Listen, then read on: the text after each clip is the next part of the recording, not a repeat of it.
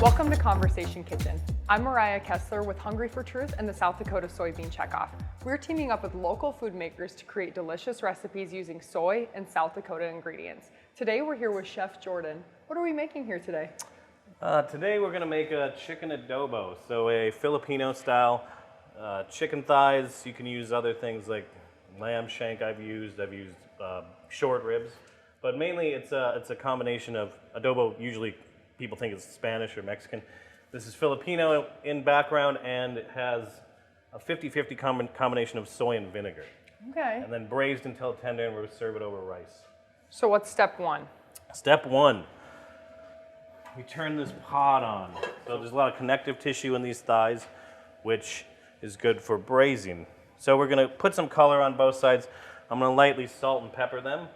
Bay leaf, peppercorn, vinegar, soy. Those are the large or the big components we're gonna use here today. I'm also cooking rice, so I'm trying not to burn that, which would not be ideal.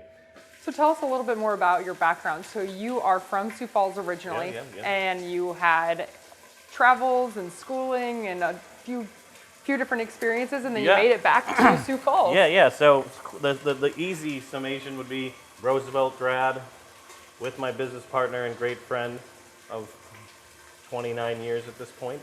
He went to USD, I went to State. We graduated, he moved away for a short period of time to Atlanta. Came back, said he's gonna move to Portland, followed him out there, and it was only a 2-year program, and got lucky enough to cook where I was able to cook after that. Stayed in Portland for 14 years. So tell me about your restaurant that's open now, or your shop that's open now. So we have a couple. We're standing on Pause Catering. It's the catering arm of our restaurant, small restaurant group, I guess. But initially we started with Bread and Circus, which is on 600 North Main downtown here. Opened in 2017.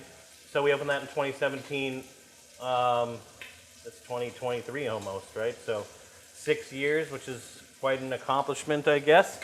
And then we wanted to open up a pizzeria. So we opened Pizza Cheeks in 2020 of all years. What's the importance of locally sourcing your ingredients in your food? The lesser amount of miles we have to travel, the better it is, right? So none of our farmers are farther than 40 miles away. Most of them are biodynamically organic. The second one is just to promote the farmers themselves. I mean, we're in the breadbasket, I guess, of agriculture when it comes to this country, so I think it's a good way to promote that. So how do you go about finding those producers that you work with locally, and how would you suggest that people go to look for those things to use in their own homes? Sure. I mean, I went online. I didn't even live here, so I guess that shows how easy it can be. Oh, so chicken's pretty much there. Yeah, what's next? Here, we're gonna put that off. So you got a nice little brown. That's what we're looking for.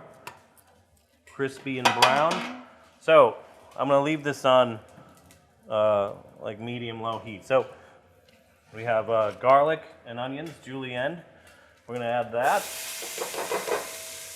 We're gonna put this over here.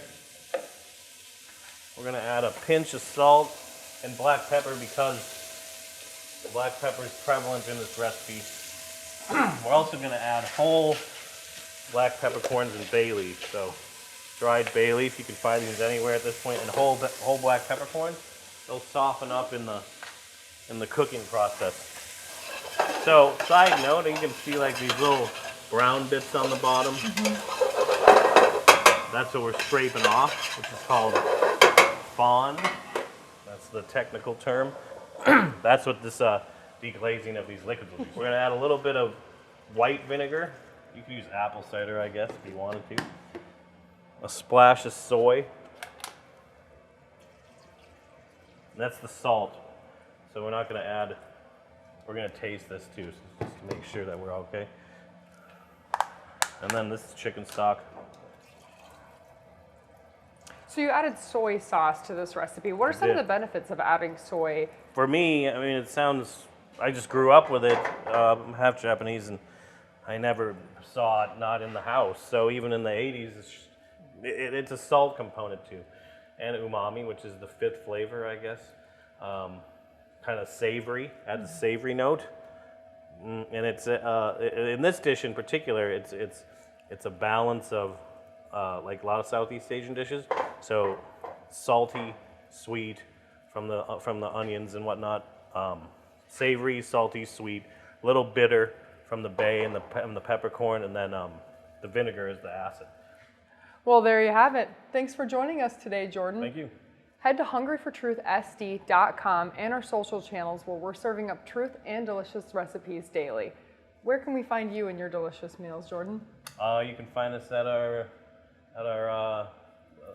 the beginning of it all, Bread and Circus on 600 North Main, Pizza Cheeks 120 South Phillips, and on Plaza, which is the best place to find the catering would be online at onplazcatering.com. Awesome. Well, thanks again, and we'll see you next time on Conversation Kitchen.